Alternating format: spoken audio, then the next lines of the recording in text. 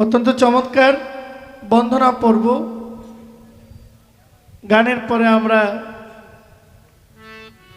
পালা গানে ঢুকব।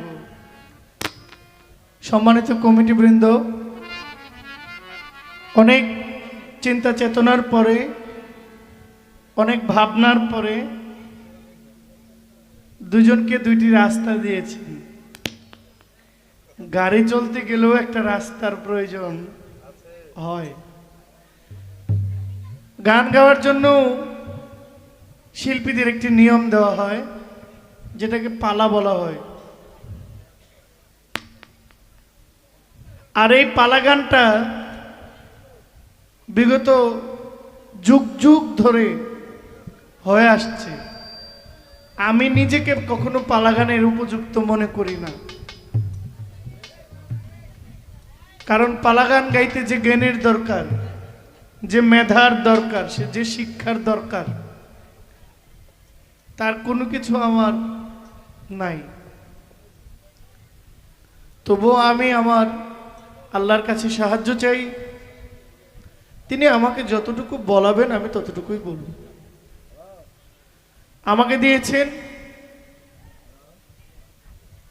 এলমে নবুয়তের পালায়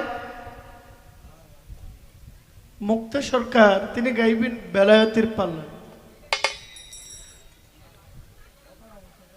দেওয়ালে রেপিট, দেওয়ালে রিপিট।